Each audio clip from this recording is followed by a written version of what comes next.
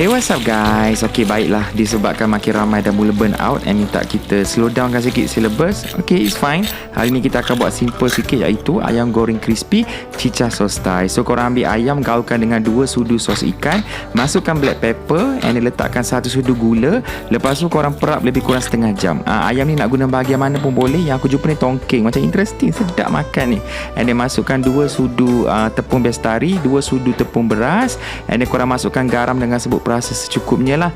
Lepas tu kita masukkan air. Air tu masukkan sikit-sikit tau, sampai dia tak pekat sangat, tak cair sangat macam ni. Lepas tu baru kita masukkan bijan ataupun sesame seeds, gaul-gaul and boleh goreng. So make sure minyak betul-betul panas. Nak goreng tu letak one by one tau. Jangan kau campak semua serentak, nanti dia bertangkup, dia bercium sesama dia. And bila dah nak masak, baru masukkan cili kering, daun limau purut dengan bawang putih supaya jadi aroma wangi macam tu. And semua benda ni boleh kunyah tau, termasuk dengan daun limau purut tu.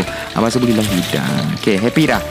Tapi kelonggaran ni sekejap sajalah boleh diberi. Tak boleh lama sangat lah. Kita kena back on track on our schedule. Tak lama lagi. But for the time being, boleh buat dulu yang ni. ASMR. Bismillah.